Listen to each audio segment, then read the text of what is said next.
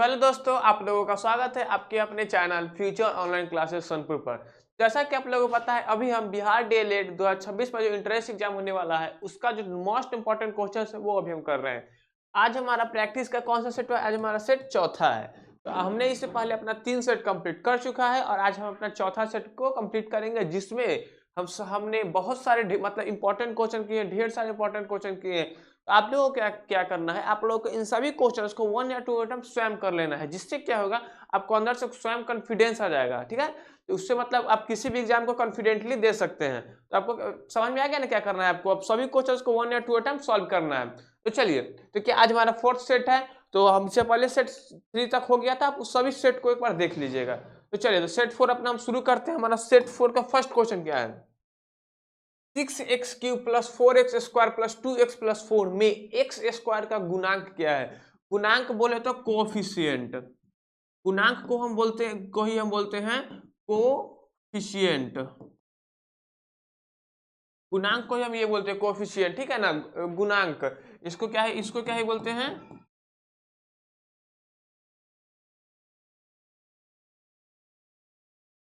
गुणांक, इसी को हम गुणांक बोलते हैं। चलिए, इतना समझ में आएगा ना ये कैसे हुआ?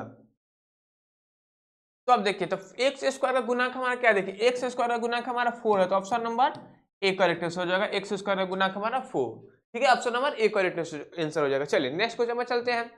नेक्स्ट क्वेश्चन देखिए, 4a² द्वारा 8a² को विभाजित करने पर हमें प्राप्त होता है, मतलब जब यहाँ पे बोल रहा है 8a² को हम कितना से 4a² से जब डिवाइड देंगे तो क्या हमारा प्राप्त होगा?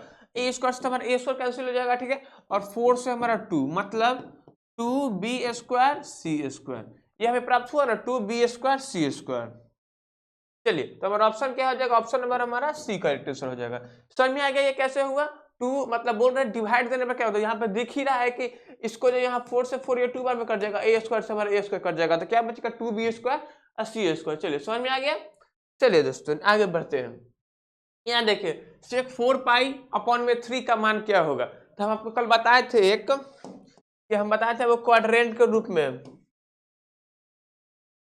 ये देखिए, एक ऐसे हम आपको बताए थे, जैसे हम आपको बताए थे, ये होता है हमारा फर्स्ट क्वाड्रेंट, ये होता है हमारा सेकंड, और ये होता है हमारा थर्ड, ठीक है, और ये वाला हमारा क्या होता है? ये हमारा होता है फोर्थ क्वाड्रेंट।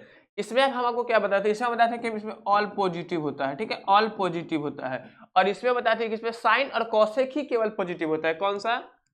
साइन और कॉसेक। इसमें साइन और कॉसेक ही पॉजिटिव होता है। और इसमें कौन सा होता है? इसमें होता है tan और cot पॉजिटिव, और अदरवाइज सारा कुछ निगेटिव। इसमें क्या हो जाएगा? tan एंड cot पॉजिटिव, और इसमें क्या होता है? sec and cos positive, cos sec positive. बस यही दोनों केवल पॉजिटिव होता है, उसके अलावा सारा कुछ निगेटिव होता है। इतना समझ आएगा ये कैसे हुआ? अब उसी के बेसिस पर हम यहाँ पे देखेंगे। देखिए, पहले इसको sec को छोड़िए, पहले ये 4π+3 को देखिए। हम 4π+3 को क्या लिख, 4π/3 है, क्या है? 4π/3। तो 4π/3 को हम क्या लिख सकते हैं? हम इसको लिख सकते हैं π+π/3। क्या हम इसको ऐसा लिख सकते हैं, π+π/3? इसको जब हम ऐड करेंगे तो ये आ जाएगा 3π+π, जो हो जाएगा हमारा 4π/3। 4π/3 हमारा ये आ गया, मतलब जी हमारा इसी के बराबर है, ठीक है ना। क्या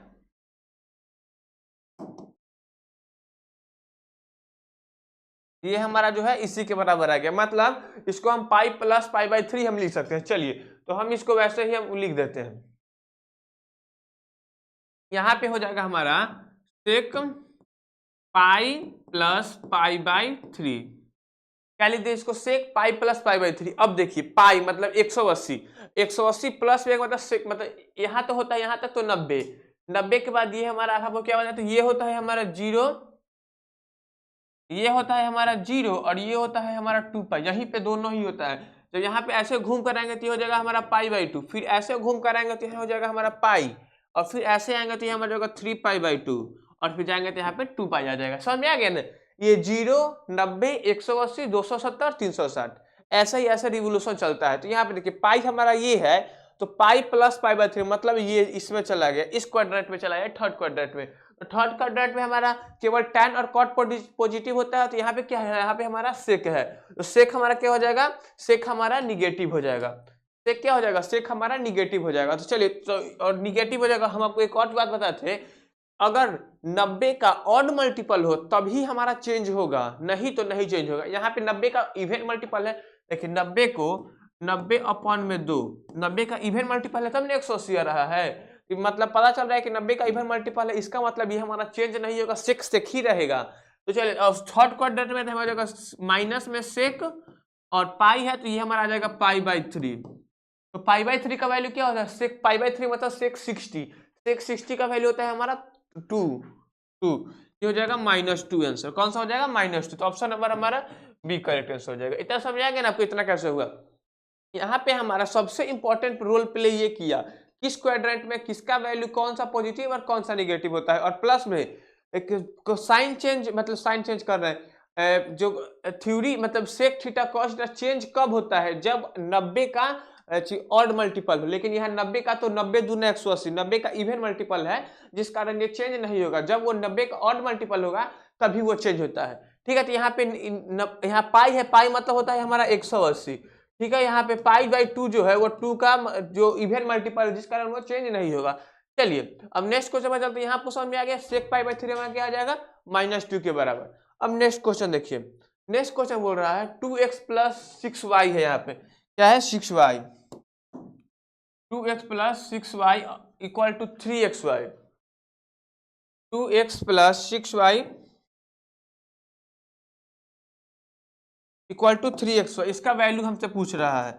इसका वैल्यू हम कैसे निकालेंगे, और 10x - 3y = 4xy, तो x और y का वैल्यू हमसे प्राप्त करने के लिए बोल रहा है। तो देखिए, तो इस दोनों को हम रिलेट करेंगे एलिमिनेशन मेथड से, हम इसको विलुप्तीकरण विधि से इसको हम x और y के यहाँ से वैल्यू निकालेंगे। और देखो, पहला हमारा क्या है, ये हमारा 2x + 6y = में है हमारा 3xy, ये है हमारा फर्स्ट वाला। और सेकेंड वाला है हमारा 10x - 3y = में 4xy, ये है हमारा 10x माइनस में 3y = में 4xy, ये है हमारा। अब क्या करेंगे, ये हमारा इक्वेशन ये फर्स्ट हो जाएगा और ये हमारा इक्वेशन सेकंड हो जाएगा।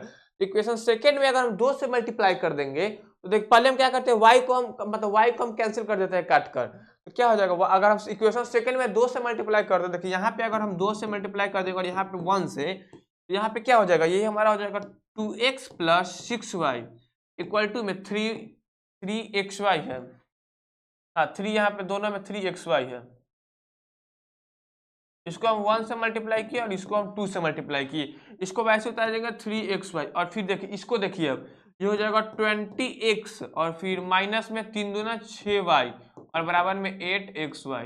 अब देखिए, अब जब इसको हम क्या करेंगे, इसको मतलब ऐड ही करेंगे, तो ऐड करेंगे तो ये हमारा ये कैंसिल हो जाएगा इससे। अब ये बच जाएगा हमारा 22x = 8 3 11xy, 11xy बच गया। 11xy से x मतलब क्या है, y बराबर हमारा आ गया 2, y बराबर हमारा 2। देखिए यहाँ पे, देखिए अब हमको इन सब ऑप्शन से पता चल जाएगा, x पहले है y बाद में है, तो y किसका बाद में 2 है, x यहाँ पे 3, y हमारा 3, मतलब ऑप्शन नंबर हमारा ए करेक्ट आंसर हो जाएगा। कैसे आया, समझ में आ गया ना। पहले हम x का वैल्यू निकाल लिया और x के वैल्यू से हम y का वैल्यू मतलब y का वैल्यू पहले निकाल लिया और ऑप्शन में रख के उसको वहां से हमारा आंसर पता चल गया। अब देखिए, अब यहाँ पे क्या है, अब अगर हम इसमें वैल्यू पुट करेंगे y का, तो हमारे x का वैल्यू भी निकल जाएगा 3। यहाँ पे देखिए, हम वैल्यू पुट करके देखते हैं, 2x + 6y = 3xy है, xy है ना, तो ये हो जाएगा 2x + 6, हमारे y कितना आ गया 2 = 3 × 2 × y, ये हो जाएगा, ये देखिए 2x + 6 दूना 12 = 6y, और फिर ये हो जाएगा हमारा, एक मिनट, 6x हो जाएगा, 6x हो जाएगा, ये हो जाएगा। अब देखिए, इसको हम उस तरफ ले जाएगा तो 12 बराबर हमारा 4x आ जाएगा, तो x बराबर हमारा 3 आ गया, x बराबर 3 y बराबर 2। ठीक है, ऑप्शन नंबर हमारा ए करेक्ट आंसर हो जाएगा। समझ आएगा नहीं कैसे हो। यहाँ पे हमको एलिमिनेशन मेथड काम आया, कौन सा method, elimination method. Elimination method वो होता है, मतलब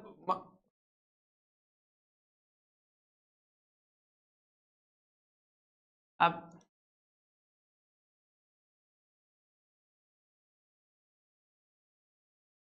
एलिमिनेशन मेथड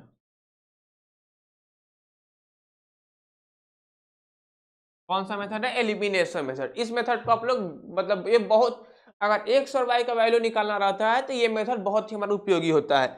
चलिए फिर नेक्स्ट क्वेश्चन देखते हैं। ये देखिए, एक घन का संपूर्ण पृष्ठ क्षेत्रफल उतना है 2646 सेंटीमीटर।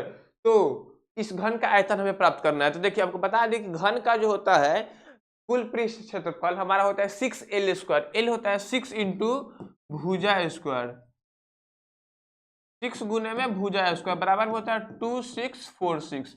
इतना होता है 6 गुने में भुजा स्क्वायर इक्वल टू बराबर में जो हमारा दिया हुआ है 2646। तो यहां से अगर हम इसको हम जब डिविजिबल करेंगे तो हमारा भुजा स्क्वायर बराबर क्या आ जाएगा? ये हमारा हो जाएगा भुजा स्क्वायर बराबर ये हमारा हो जाएगा 2646। तो क्या आ जाएगा? 441। तो हमारा भुजा हमारा आ जाएगा, मतलब भुजा मतलब एक साइड हमारा आ जाएगा 21। ये हमारा कितना आएगा? ये हमारा आ गया 21। अब क्या पूछ रहा है? अब पूछा हमें घन का आयतन बताइए। तो आयतन हमारा क्या होता है? आयतन हमारा होता है एल क्यूब। एल क्यूब क्या हो जाएगा? 21 इंटू 21 इंटू 21। ये होता है हमारा 9261 सेंटीमीटर क्यूब। ये हो जाएगा हमारा इसका क्या? आयतन। ठीक है, तो ऑप्शन नंबर हमारा सी करेक्ट हो जाएगा 9261।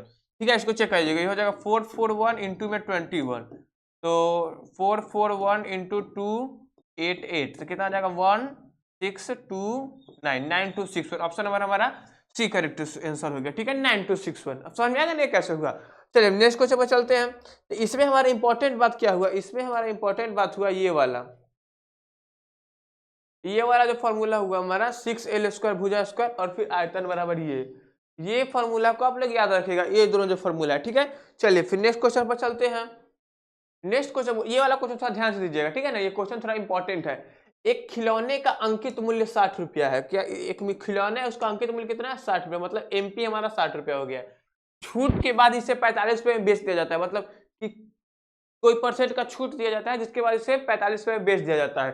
तो इसे छूट प्रतिशत क्या है, मतलब वो प्रतिशत कितना प्रतिशत दिया। तो पहले हम क्या करेंगे, ऐसे निकालेंगे x% ऑफ कितना? x% ऑफ 60, मतलब 60 में जब x% दिया छूट तो कितना आ गया हमारा? 45। 60 में जब x% का छूट दिया तो हमारा 45 आ गया। तो ये हमारा जाएगा x अपॉन में 100 गुने में 60 बराबर में हो जाएगा हमारा 45। तो x बराबर में 45 इंटू में 100 अपॉन में 60। तो 60 से यहाँ 10 से 10 कट गया और फिर हमारा क्या हो जाएगा? ये देखिए, इसको जब 2 से डिविजल करेंगे, 2 से करेंगे तो ये हमारा हो जाएगा 3 बार में। कितने बार में हमारा ये कट जाएगा? हमारा ये कट जाएगा 3 बार में।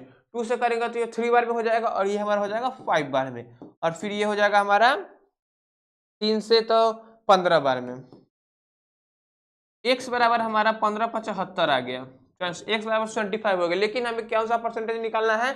हमें निकालना है जो छूट दिया उसका प्रतिशत। हम क्या करेंगे? ये होता है हमारा 100 माइनस x, मतलब 100 माइनस 75 जो हो जाएगा 25%। ठीक है, जो हो जाएगा हमारा 25% के बराबर। तो ऑप्शन नंबर क्या हो जाएगा? ऑप्शन नंबर हमारा पी करेक्ट आंसर हो जाएगा। ठीक है, ये पॉइंट आप लोग ध्यान दीजिएगा ये कैसे हुआ। ठीक है ना, ये समझ में आ गया कैसे हो गया। यहाँ पे पहले हम मतलब x% पहले हमें पता नहीं है कि कितना परसेंट का छूट दिया, तो वहां से x का वैल्यू निकाल दिए और फिर जब इसको 100 में से माइनस कर देंगे तो हमारा छूट कितना प्रतिशत दिया वो हमें पता चल जाएगा, मतलब 25% का वो छूट दिए। ठीक है, ऑप्शन नंबर हमारा बी करेक्ट आंसर हो जाएगा। चलिए फिर नेक्स्ट क्वेश्चन पर चलते हैं। देखिए ये वाला क्वेश्चन थोड़ा ध्यान से देखिएगा, ये मतलब ये इंपॉर्टेंट क्वेश्चन है, इसमें बहुत लोग फंस जाते हैं। यदि ब्याज की दर 18% प्रति वर्ष हो तो 20,000 रुपए का 2 वर्ष में चक्रवृद्धि ब्याज क्या हो जाएगा? कितना हो जाएगा? यहाँ ब्याज पूछ रहा है। ठीक है ना, ब्याज। तो ऐसे करेंगे, तो यहाँ पे देखिए ये हमारे फॉर्मूला एक होता है ए अमाउंट बराबर P 1 plus 100 plus rate upon में 100 और पावर में हो जाता है हमारा टाइम हो जाता है। तो यहाँ से हम क्या करेंगे? यहाँ से हम अमाउंट निकाल लेंगे। अमाउंट जो निकलेगा उसे प्रिंसिपल में से माइनस कर लेंगे तो हमारा ब्याज पता चल जाएगा। तो करके देखते हैं। अमाउंट हमारा क्या? अमाउंट हमें पता नहीं है तो अमाउंट को हम ए ही रहने देते हैं। पी हमारा क्या है? 20,000। पी हमारा हो जाएगा 20,000। अब देखिए, अब 100 प्लस हमारा रेट कितना दिया है? 18%। तो 100 प्लस 18 हो गया 118। कितना हो गया हमारा? 118 अपॉन में 100। तब और टाइम कितना हुआ है? 2 साल दिया हुआ है हमारा टाइम, तो हमारा हो जाएगा 2। अब देखिए, अब हो जाएगा हमारा 20,000 गुने में 118 गुने 118 और अपॉन में 10000। मतलब 10,000 यहाँ पे हो गया। ठीक है, अब देखिए 103 4 जीरो से यहाँ पे 4 जीरो कैंसिल हो गया, तो यहाँ पे क्या बचा, यहाँ पे हमारा बच गया 118 इंटू में 118 इंटू में 2, हमारा इतना आ गया। अब जब इसको सॉल्व करेंगे तो ये हमारा आता है 27648। जब इसको हम सॉल्व करेंगे तो हमारा आता है 27648। अमाउंट में पता चल गया 27648। तो अब हमें क्या पता करना है, अब हमें जब अमाउंट पता चल गया तो अब हमें एक मिनट, यहाँ पे हमें अमाउंट जब पता चल जाएगा, यहाँ पे हमारा आ जाएगा 27848 रुपीज। देखिए तो हमें यहाँ पे अमाउंट पता चल गया। अब हमें क्या निकालना है, हमें ब्याज पता करना है। तो ब्याज पता करने के लिए क्या करेंगे, अमाउंट में से जो प्रिंसिपल था उतना सब्ट्रैक्ट कर देंगे, तो जो आएगा वो हमारा अमाउंट ही होगा। देखिए तो ब्याज हो जाएगा हमारा,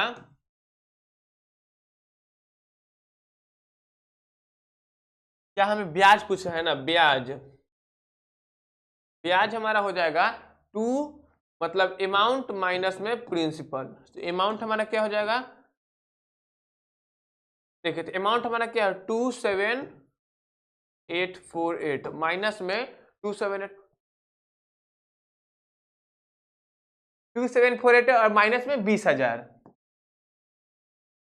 इसको कितना आ जाएगा, सॉरी इतना जब हमारा जब सब्ट्रैक्ट करेंगे तो हमारा आ जाएगा 7848 मतलब ब्याज हमारा कितना आ गया 7848। ठीक है, ब्याज हमारा कितना आ गया 7848। तो चलिए तो ऑप्शन नंबर क्या हो जाएगा, ऑप्शन नंबर हमारा बी करेक्ट आंसर हो जाएगा। ऑप्शन नंबर हमारा बी करेक्ट आंसर हो जाएगा। ठीक है 7848। यहाँ पे कैलकुलेशन इंपॉर्टेंट है, कैलकुलेशन पर आप ध्यान दीजिएगा। चलिए तो यहाँ पे हमारा इंपॉर्टेंट फॉर्मूला, यहाँ पे हमारा इंपॉर्टेंट फॉर्मूला ये वाला हुआ, कौन सा, ये वाला। यहाँ पे देखिए तो हम जो इंपॉर्टेंट फॉर्मूला है उसको अंडरलाइन कर दिए हैं, उसको आप लोग ध्यान करके रखिएगा। ठीक है ना, उसको आप लोग ध्यान दे दीजिएगा। यहाँ पे हमारा ये इंपॉर्टेंट फॉर्मूला है। ठीक है, इसको हम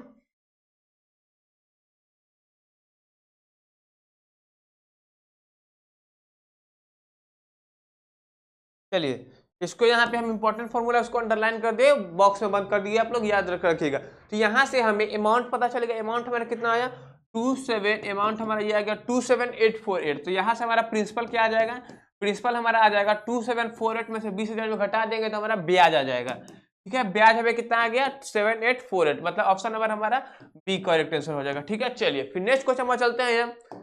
नेक्स्ट क्वेश्चन है हमारा, एक व्यापारी, ये क्वेश्चन था ध्यान दीजिएगा, एक व्यापारी अपने स्टोर से खरीदी जाने वाली वस्तुओं पर, मतलब प्रत्येक वस्तुओं पर 10% की छूट का विज्ञापन देता है, और एक व्यक्ति देता है, तो मतलब एक व्यक्ति जो अपने दुकान पर अगर आप कोई भी सामान खरीदेंगे ना उस पर 10% का छूट देगा। तो एक व्यक्ति आता है, पहले उसे 650 रुपए का कुकर खरीदता है, फिर 500 रुपए का हीटर खरीदता है, और फिर 65 रुपए का बैग खरीदता है। तो क्या बोल रहा है, उसके खरीदने वाले ग्राहक, मतलब जो खरीदा है वो 3 सामान, तो ग्राहक को कितने रुपए का छूट प्राप्त हुआ, हमें ये पता करना है। तो हम क्या करेंगे, सभी का 10-10% निकाल देंगे, और 10% सभी को जोड़कर माइनस कर, सभी को जोड़ देंगे तो हमारा छूट के पता चल जाएगा। तो चलिए, छूट बोलने का मतलब है हमारा डिस्काउंट, डिस्काउंट हमें 10% का दे रहा है। तो पहले हम 650 रुपए का 10% कितना होगा, तो 10% ऑफ कितना 650 का, 650 का ये हो जाएगा 10/100 गुने में 650। एक जीरो से एक जीरो हमारा ये कैंसिल हो गया, और फिर एक जीरो से मतलब 650 का 10% हमारा 65 रुपये आ गया। कितना आ गया 65 रुपये। अब देखिए नेक्स्ट क्वेश्चन क्या है हमारा, 500 रुपये। 500 रुपये का 10% जब करेंगे हाँ, तो 10% ऑफ 500, ये हमारा आ जाएगा 50 रुपया। 500 रुपया का 10% कितना आ गया 50 रुपया। अब क्या है 65 रुपया, तो 65 का 10%, तो ये हमारा ऐसे निकल जाएगा 1010, ये हो जाएगा हमारा 6.5 आ गया। अब देखिए, तो अब हमें क्या बोल रहा है, कुल उसे छूट कितने का मिला, तो वो कैसे निकालेंगे, जितना जितना इसका तीनों का 10% करके जितना आया वो हम सभी को ऐड कर देंगे, तो हमारा टोटल डिस्काउंट ही केवल निकल जाएगा। तो कैसे देखिए, तो हो जाएगा 65 प्लस 50 प्लस 6.5, ये हो जाएगा। अब देखिए ये हो जाएगा 121.5, ये हो जाएगा 121.5। तो ऑप्शन देखिए, ऑप्शन हो जाएगा, ऑप्शन नंबर हमारा डी करेक्ट आंसर हो जाएगा। यहाँ पे आपको समझ में आ गया ये कैसे हुआ, यहाँ पे हमारा हुआ यहाँ पे बोल रहा है ये ग्राहक जो है ना, मतलब जो दुकानदार है, प्रत्येक वस्तु जब आप उसमें से खरीदेगा ना 10% का आपको छूट मिलेगा। तो कोई व्यक्ति आया 3 सामान खरीदा तो उसको तीनों पर इंडिविजुअली 10% का डिस्काउंट मिलेगा। तो 10% का जब उसे डिस्काउंट मिलेगा तो वही पूछ रहा है कि उसे टोटल कितने का डिस्काउंट मिला, मतलब हाँ टोटल कितने का डिस्काउंट मिला, मतलब वो 10% का तीनों का 10% निकाल देंगे और फिर क्या करेंगे, हम सभी को ऐड कर देंगे, तो हमारा टोटल 121.5 रुपए का उसे डिस्काउंट मिला, मतलब टोटल दाम में से उसे इतना माइनस करके दिया गया। चलिए फिर नेक्स्ट क्वेश्चन देखते हैं। नेक्स्ट क्वेश्चन है हमारा 7 सेंटीमीटर आधार त्रिज्या वाले 24 सेंटीमीटर ऊंचे शंकु को तैयार करने के लिए कितने क्षेत्रफल की लौह चादर की आवश्यकता है। ठीक है, ये बोल रहा है 7 सेंटीमीटर आधार त्रिज्या वाले 24 सेंटीमीटर। तो पहले एक क्या शंकु है ना, शंकु पहले हम ड्रॉ करते हैं। एक शंकु देखिए, यहाँ पे शंकु हमारा ऐसे होता है, ये ऐसे और फिर ये एक हमारा ऐसे होता है। चलिए ये हमारा शंकु हो जाएगा। अब देखिए शंकु में हम क्या हाइट, शंकु में हम एक हाइट ड्रॉ करते हैं। यहाँ पे हमारा ये मिडिल पॉइंट हो जाएगा, तो यहाँ से हमारा एक हाइट इधर चला आएगा, वो ये हो जाएगा हाइट और ये हो जाएगा हमारा रेडियस। ठीक है, और ये जो होता है हमारा, ये हमारा होता है त्रिज्यक ऊंचाई एल, लेटरल हाइट। चलिए तो अब देखिए अब आगे क्या बोल रहा है। अब यहाँ से हमें पता करना है कि क्या बोल रहा है। हमारा जो आधार है, त्रिज्या आधार का त्रिज्या वो हमारा दिया हुआ है 7 सेंटीमीटर। कितना 7, तो ये हमारा कितना हो जाएगा, ये हमारा हो जाएगा 7 सेंटीमीटर। नीचे वाला रेडियस हमारा हो गया 7 सेंटीमीटर। अब बोल रहा है कि जो त्रिज्या है, सॉरी हाइट जो है, ये है हाइट हमारा और ये है हमारा रेडियस। चलिए देखिए यहाँ पे हम, ये हमारा हो जाएगा 7 सेंटीमीटर, हाइट हमारा कितना दिया है 24 सेंटीमीटर। तो ये हमारा हो जाएगा 24 सेंटीमीटर, ये हमारा हाइट हो जाएगा।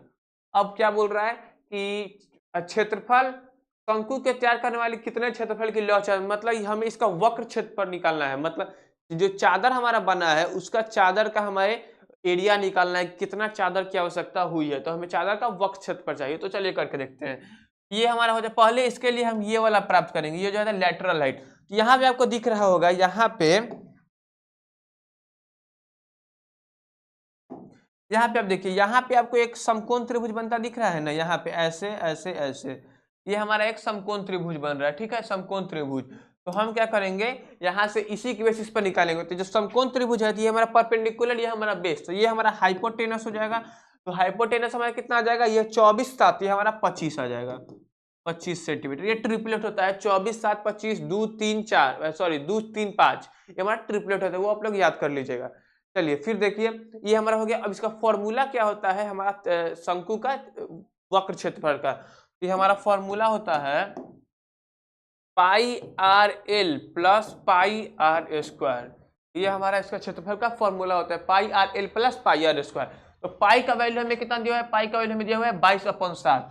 ये हो जाएगा 22/7 गुने में आर हमारा है 7 और फिर एल हमारा क्या है, लेटरल हाइट हमारा 25 है, यही हाइपोटेनस को ही हमारे एल कहते हैं। ठीक है ना, एल हमारा हो जाएगा 25, फिर हो जाएगा प्लस 22/7 गुने में 7 गुने में 7, इतना हमें पता चल गया। अब देखिए ये 7 से ये हमारा 7 कैंसिल हो जाएगा और ये 7 से ये हमारा 7 कैंसिल हो जाएगा। तो अब जो हमारा आएगा वो हमारा इसका जो चादर की जो आवश्यकता हुई है वो हमारा आ जाएगा, ये आ जाएगा 0 और 52, 520 आ गया, प्लस 2 7 दूना 14 और 7 14 15, 154 आ जाएगा, 4 और 7 और 6, 600।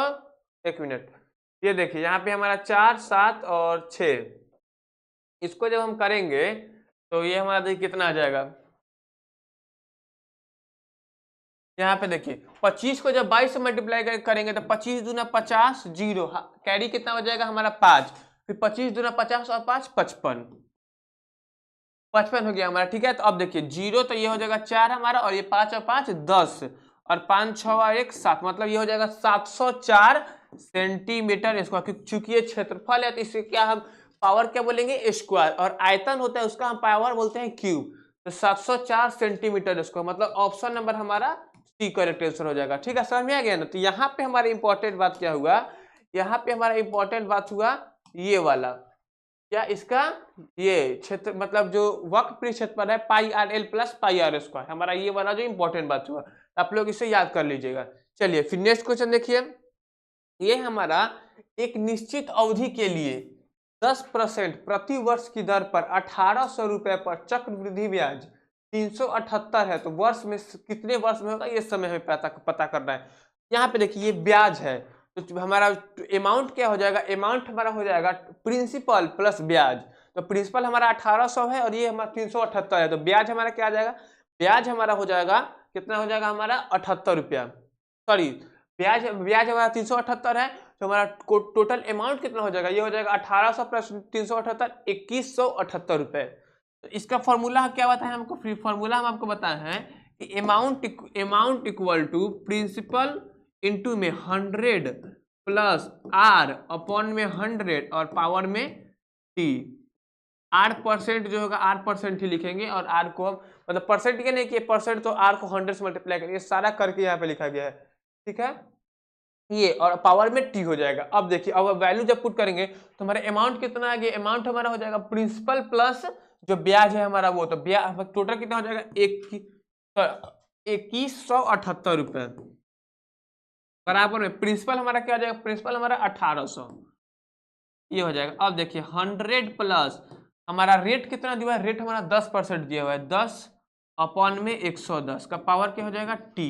अब 1800 से जो चूंकि यहाँ पे मल्टीप्लाई में है, सॉरी हाँ मल्टीप्लाई में, तो इधर आ जाएगा तो क्या हो जाएगा डिवाइड में, ये हो जाएगा 2178 अपॉन में 1800 और इक्वल टू में यहाँ से हमारा 110 अपन में 100 हो जाएगा, 110 अपन में 100 हो जाएगा ना यहाँ पे, तो 110 अपन में 100 का पावर हमारा टी हो जाएगा।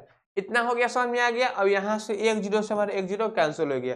अब इसे हम कितना से करेंगे, इसे हम जब 2 से करेंगे तो हमारा जाएगा 1 और फिर देखिए 1 हो जाएगा और फिर 089 1089,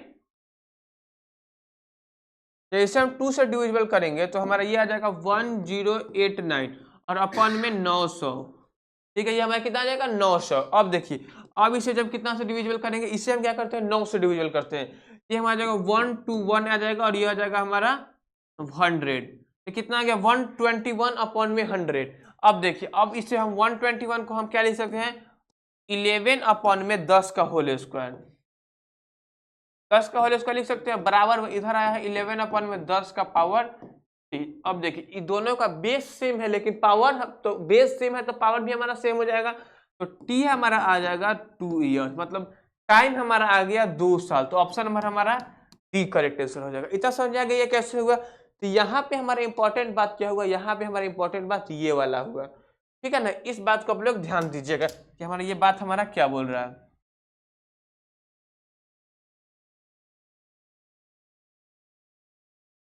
चल ये बात जो है हमारा, इसको ध्यान दीजिएगा, ये बात क्या बोल रहा है, क्या बोल रहा है amount equal to principal into 100 plus R upon में 100 का पावर टी, ये हो जाएगा।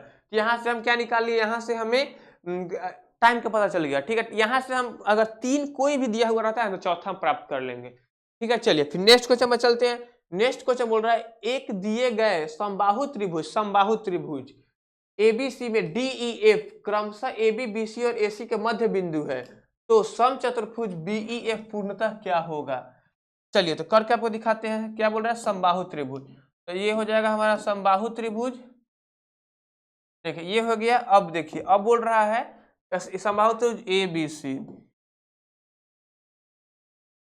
समबाहु त्रिभुज एबीसी हो जाएगा। अब बोल रहा है कि ये डीईएफ जो है इसका मध्य बिंदु है, मतलब इसका मध्य बिंदु हमारा ये और ये अलग मध्य बिंदु हो जाएगा। क्या डीईएफ, डीईएफ ये हो जाएगा हमारा इसका मध्य बिंदु। तो बोल रहा है कि हमें बताइए कि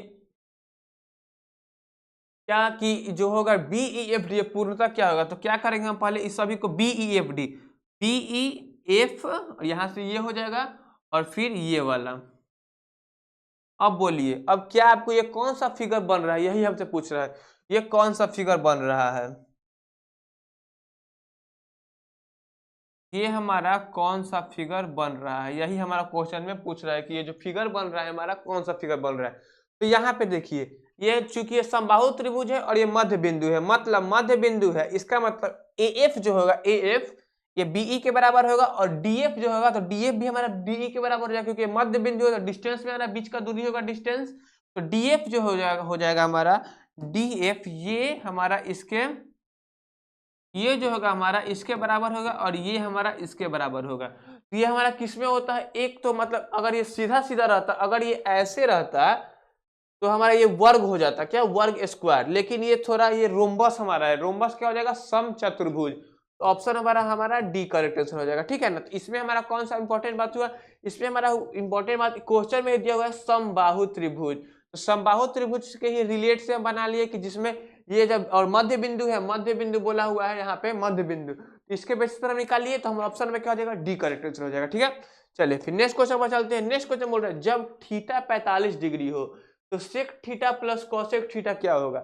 आपको बता दें कि पहले देखिए सेक जो होता है कॉस का रेसिप्रोकल होता है, और कॉसेक जो होता है हमारा साइन का रेसिप्रोकल होता है। तो कॉस 45 होता है हमारा 1/√3 और साइन 45 होता है 1/√2। तो सेक उसका अपोजिट मतलब केवल √2, और √2 प्लस होता है 2√2, मतलब सेक 45 डिग्री प्लस कॉसेक 45 डिग्री। ये हमारा सेक 45 होता है √2 और प्लस में √2, ये कितना हो जाएगा हमारा 2√2, तो ऑप्शन नंबर हमारा सी करेक्ट आंसर हो जाएगा, ठीक है 2√2। इसमें हमारा इंपॉर्टेंट बात क्या, इसमें हमारा इंपॉर्टेंट हुआ कि किस एंगल पर किसका वैल्यू क्या होता है, हमें वो पता होना चाहिए। जैसे कि साइन 0 पर उसका क्या वैल्यू क्या होता है, साइन 30 पर, साइन 45, साइन 60, साइन 90, इस पर ये मतलब सभी का क्या मान वैल्यू होता है वो हमें पता करें। तो वो आप कहाँ से पता करेंगे, जब आप जाइएगा फ्यूचर ऑनलाइन सेंटर सोनपुर में, उसमें हमारा ट्रिग्नोमेट्री करके एक प्लेलिस्ट बना हुआ है, उस पर आप जब देखिएगा तो हम सारा को एक्सप्लेन एकदम बेसिक से एक्सप्लेन किए हुए हैं, तो आपको सभी को देख लेना है, ठीक है। चलिए फिर नेक्स्ट क्वेश्चन में चलते हैं। तो ऑप्शन नंबर हमारा सी करेक्ट आंसर हो जाएगा, ठीक है। नेक्स्ट क्वेश्चन हमारा बोल रहा है, ये देखिए अब ये बोल रहा है साइन 6 प्लस कॉस 6 किसके बराबर है। तो ये एक मतलब ये एक ऐसा ही आइडेंटिटी होता है, मतलब जैसे कि साइन ए प्लस बी का होल स्क्वायर हुआ, ए प्लस बी का whole square, A square B square 2ab, A square plus B square plus 2ab। वैसे ही यहाँ पे एक होता है साइन 4, अगर कहीं पूछा जाए sign square theta plus cos square theta क्या होता है, तो ये हमारा होता है 1 के बराबर, और sine 4 theta plus cos 4 theta ये हमारा होता है 1 minus 2 sine square theta cos square theta. और बोला जाए sine 4 theta sorry sine 6 theta plus cos 6 theta बराबर में ये किसके बराबर हो जाएगा, तो 1 minus 3 sine square theta cos square theta, ठीक है। 3 sine square theta cos square theta, तो क्या हो जाएगा ऑप्शन नंबर हमारा ए करेक्ट आंसर हो जाएगा, ठीक है। 1 minus 3 sine square theta cos square theta. चलिए फिर नेक्स्ट क्वेश्चन चलते हैं। यदि इस समीकरण एक्स स्क्वायर माइनस 6 के प्लस 5 जीरो का एक मूल 5 है तो के का वैल्यू हमें पता करना है। तो एक मूल 5 है, एक मूल 5 है, तो देखिए यहाँ पे क्या हो जाएगा एक्स स्क्वायर माइनस 6 के एक्स प्लस 5, एक मूल 5 है, मतलब अल्फा प्लस अगर हम बीटा निकाल, अल्फा मान लीजिए हमारा 5 है तो हमें बीटा पता करना है, तो क्या बोल रहा है के का वैल्यू, बीटा हमें कैसे पता करेंगे, बीटा हमें पता नहीं है। तो देखिए अल्फा इंटू बीटा हमारा हो जाएगा सी अपॉन में ए, सी अप मतलब 5 अपॉन में 1, तो अल्फा हमारा 5 है तो 5 इंटू में बीटा क्या हो जाएगा हमारा 5 इंटू में बीटा, तो क्या है हमारा यहाँ से बीटा पता चल जाएगा। तो 5 इंटू में बीटा बराबर में 5, तो हमारा बीटा कितना आ जाएगा, ये हमारा आ गया 1, बीटा हमारा कितना आ गया, बीटा हमारा आ गया 1, बीटा हमें 1 पता चल गया। अब क्या करेंगे, हमें के का वैल्यू निकालना है, के बीच में बी में है, तो अल्फा प्लस बीटा होता है हमारा माइनस बी अपॉन में ए, तो वहां से हम ये रिलेशन करेंगे, तो अल्फा प्लस बीटा जो होता है हमारा माइनस बी अपॉन में ए, तो अल्फा हमारा है 5 और बीटा हमारा क्या है, बीटा हमारा है 1 इक्वल टू माइनस बी मतलब माइनस 6 के, तो 6 के, तो 6 के अपॉन में ए हमारा हो जाएगा 1, तो देखिए 6 बराबर में 6 के, तो के बराबर हमारा क्या आ गया, के बराबर हमारा आ गया 1, के बराबर हमारा आ गया 1, ऑप्शन नंबर हमारा बी करेक्ट हो जाएगा, ठीक है, समझ में आ गया। अब देखिए नेक्स्ट क्वेश्चन क्या है हमारा, एक्स स्क्वायर माइनस 19x के दोनों मूल्यों का योगफल क्या होगा। दोनों मूल्यों का योगफल का आपको बता दे, ये होता है हमारा alpha plus beta, alpha plus beta ये होता है हमारा माइनस बी अपॉन में ए, और अगर पूछा कहीं गुणनफल ये होता है हमारा अल्फा इंटू में बीटा, ये होता है सी अपॉन में ए। ये दोनों बात आप लोग याद रखिएगा, अल्फा प्लस बीटा और अल्फा माइनस बीटा, ये क्या होता है। अब देखिए अल्फा प्लस बीटा हमारा माइनस बी अपॉन में ए है, तो माइनस बी हमारा क्या है, यहाँ से जब बोलेंगे माइनस इंटू, ये हमारा है -19 अपॉन में ए हमारा क्या है 1, ठीक है, और सी हमारा क्या है 10 अपॉन में 1। हमें यहाँ पे गुणनफल पूछ नहीं रहा है, लेकिन हमें वो भी हम बता देते हैं कैसे निकालें। ये होता है 19 अपॉन में 10, ठीक है, ये हमारा कह जाएगा 19 मतलब अपॉन में 10 नहीं सॉरी, अल्फा बीटा मल्टीप्लाई जब पूछेगा तो हमारा हो जाएगा 10, और जब एडिशन पूछेगा तो हमारा 19 हो जाएगा। ऑप्शन नंबर हमारा सी करेक्ट आंसर हो जाएगा, ठीक है। चलिए अब हम देखते हैं अपना क्वेश्चन। यहाँ पे देखिए हमारा question 8x² minus 18x plus 9 का गुणनफल क्या होगा। जब इसको हम गुणनफल करेंगे, यहाँ देखिए इसका हम क्या बताते हैं कि साइड साइड का जो मल्टीप्लीकेशन होता है वही बीच में जोड़ घटाव करके ये हमारा ये आना चाहिए, लेकिन मल्टीप्लाई करने पर वो आना चाहिए। बताओ जैसे कि 8 9 72, मतलब ऐसा हम बीच में 18 को ऐसा रूप में तोड़े कि मल्टीप्लाई करे तो 72 है, लेकिन जोड़ घटाव करने पर 18 है, तो 12 छक 72 ये होता है, और 12 और 6 18 होता है, तो वही रिलेशन करेंगे। ये हो जाएगा हमारा 8x² माइनस 12x माइनस में 6x प्लस में 9, ठीक है। तो यहाँ पे देखिए यहाँ से अगर हम 2 कॉमन ले ले तो 4 कॉमन ले लेते हैं, ये हो जाएगा 4x कॉमन ले लेते हैं, हो जाएगा 2x माइनस में 3, और माइनस में हम 3 कॉमन ले लेंगे, ये हो जाएगा 2x माइनस में 3। इतना हमें ये पता चल गया कैसे हुआ। यहाँ पे हम बीच को हम 12 और 6 में तोड़ लिए, मतलब 12 6 को जब हम मल्टीप्लाई करेंगे तो प्लस माइनस माइनस प्लस और 72 आ जाएगा, और जब ऐड करेंगे तो -18 आ जाएगा, ठीक है, इसके बराबर आ जाएगा। तो यहाँ से हमारा हो जाएगा 4x माइनस 3 और 2x माइनस 3, तो 4x minus 3 2x 4x minus 3, और यहाँ से देखिए यहाँ माइनस हो जाएगा, तो ऑप्शन हमारा क्या हो जाएगा 4x माइनस 3, यहाँ देखिए 4x माइनस 3 और 2x माइनस 3, तो ऑप्शन नंबर हमारा डी करेक्ट हो जाएगा। ये समझ में आ गया ये कैसे हुआ। यहाँ पे हमारा मिडिल टर्म डिस्प्लिट इस मेथड से हुआ, इस फॉर्मूला इस मेथड किया कि इसमें जो बीच वाले को हम तोड़ लेते हैं। चलिए फिर नेक्स्ट क्वेश्चन है हमारा, निम्नांकित आकृति में से दो किरण BD और BE रेखा AC के बिंदु B पर मिलती है तो XY का क्या होगा।